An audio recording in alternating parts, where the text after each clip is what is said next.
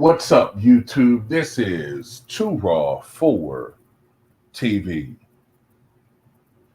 All right, man. So the fallout continues from Anthony Edwards, Minnesota Timberwolves star Anthony Edwards. He's a good kid, man, but he just made a terrible and just ridiculous and idiotic statement in regards to the quality of competition. And Michael Jeffrey Jordan competed against, in his career in the 1980s and 1990s, even into the 2000s. Saying that Jordan was the only skilled player that played in that era. Look, a lot of these guys have been quiet. A lot of these guys have been probably suffering in silence for so many years, not really saying too much.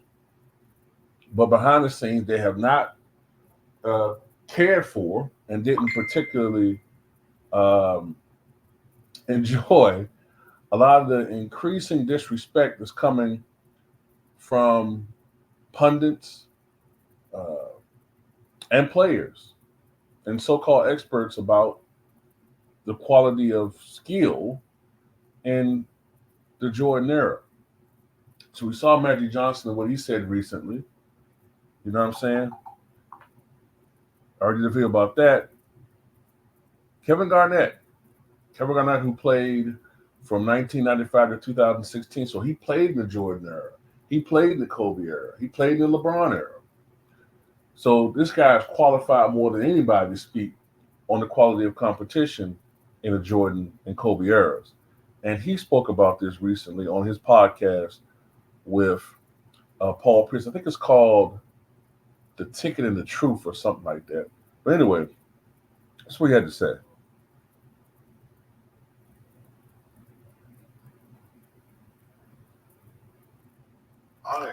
You ain't going back watching the games, Lord. If I'm being honest, bro, I don't think anybody in this generation could have played like 20 years ago. If I'm being 100, and this is to everybody in our league, Tatum, all y'all. Let me tell y'all something, bro. 20 years ago, bro, you couldn't get to a triple step back. No. You hear what I'm saying to you? You couldn't get to a triple step back, and then if you shot that shit, it had to go in. You know why? Because we had efficiency back in the day, my dude, and it was so fucking hard. It was too physical. And guess what? The league had to come off of it for the flow of movement to be able to have scoring go up, which is why we like to sit here and watch kind of the rat race of the high-paced game, right? But, bro, let's not talk about the gamemanship, and let's not talk about the physicality of the game back then.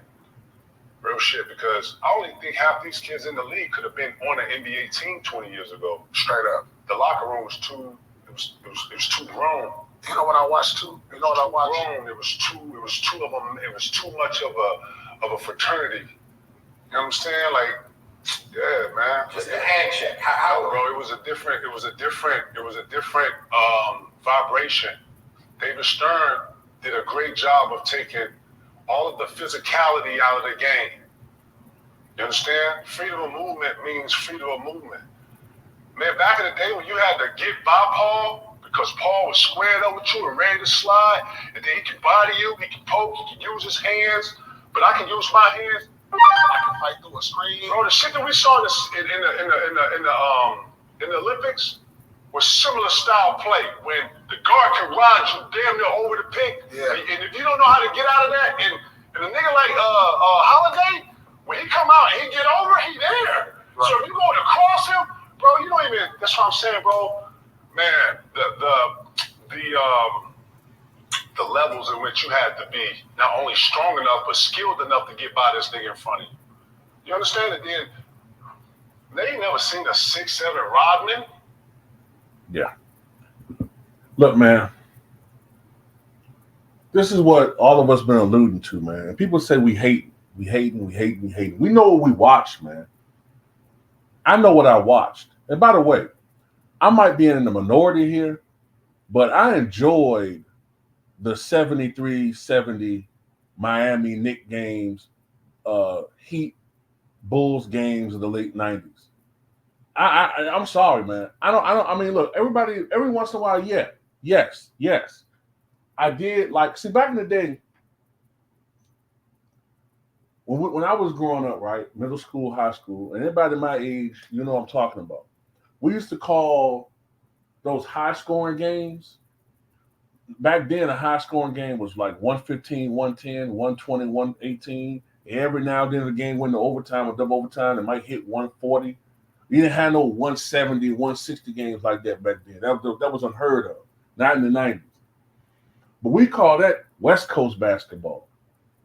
West Coast teams like the Suns, the Rockets could do both.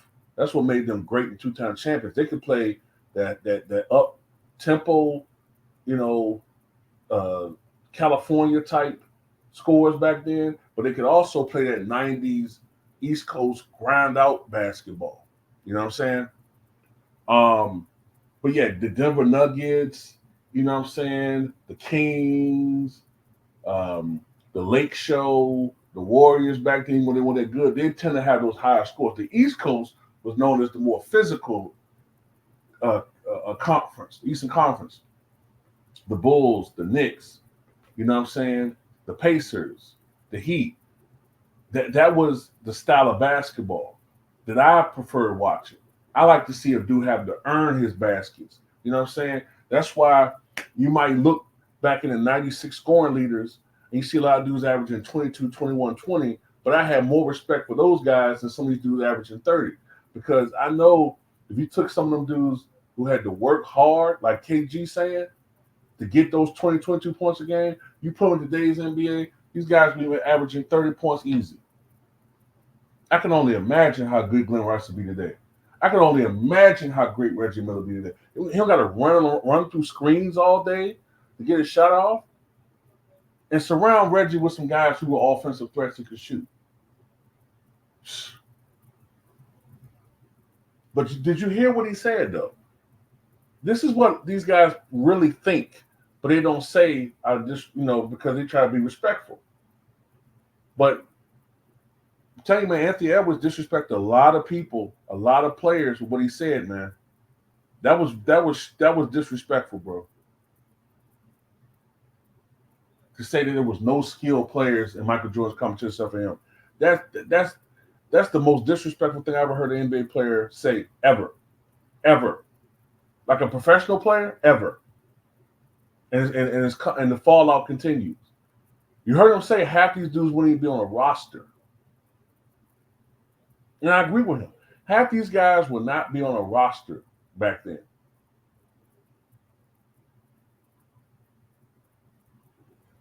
Because you had to do more than just stand around and shoot threes. I mean, ain't that what some of these guys' main role is? Because they don't really play defense. You know what I'm saying? And also he's alluding to the heart, the toughness, the culture. It was different. The locker room was for men, man. Men. Real men. Garnett it appears are the way they are because of the elders that came before them. Shaq got hardened because of the players that came before him. You think these dudes tough? You should have seen the dudes that came before them in the 70s and 80s and early 90s. That's why a lot of us don't rock with this culture. And I know some people saying, oh, well, you're talking about it was more efficient back then, but it shot a lower percentage. Yeah, because of defense. That's what happens when you defend somebody. You notice when Jokic is being defended, he don't shoot 65, 70% from the floor. Notice how he was having to take more shots to get his points. That's what happened in the 90s. But what he's saying is, there's really no excuse for Trae Young to be shooting 42% from the floor in this era. Because if he's shooting 42%, 43% from the floor in this era, could you imagine what he'd been shooting when AI was playing?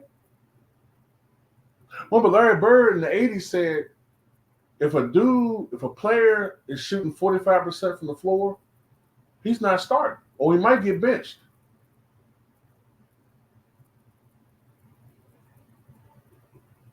Like I said, back then, the 2000s, to me, that was the most athletic era.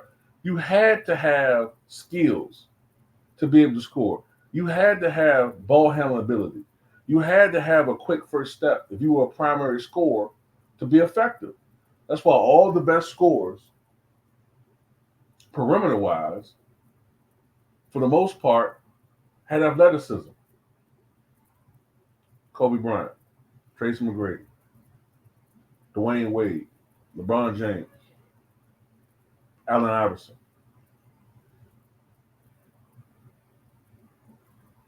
I'm talking about the premier scorers. Now, you had guys that could score based more on their shooting ability. But don't think it didn't help Chris Mullin to play on the same team with Tim Hardaway and, for a while, Mitch Richmond.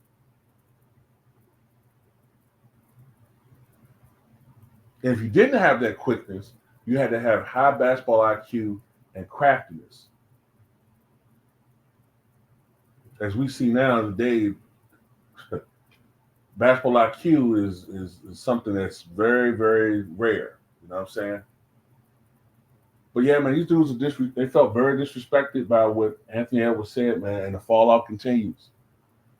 So I agree 100% with Kevin Garnett. This ain't no hate. And Paul Pierce completely agrees as well, man. Those guys had to work harder for their baskets, man. A prime Paul Pierce would have shot even higher percentage. I mean, all you got to do is go and look at the stats from the 2005 season to the 2006 season when the NBA first started getting opened up, like the freedom of movement and all that.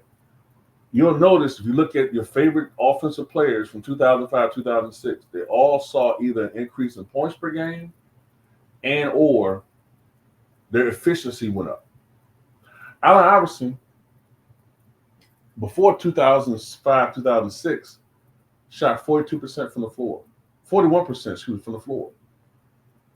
The last 5 years of his career, which is a decline period, he shot 44% from the floor. That was when he was starting to lose his quickness, put on a little bit of weight, started losing a little bit of his athleticism. He was still, and then in 2007, 2008, I think he averaged 26 points a game. So yeah, man. You know, and I'm gonna end it with this. To give you an idea about how much easier it is to score, Kevin Durant, since tearing his Achilles, averages more points and is more efficient from the floor. If they don't tell you it's easy to score, I don't know what it can tell you. But anyway, that's all I got to say about it.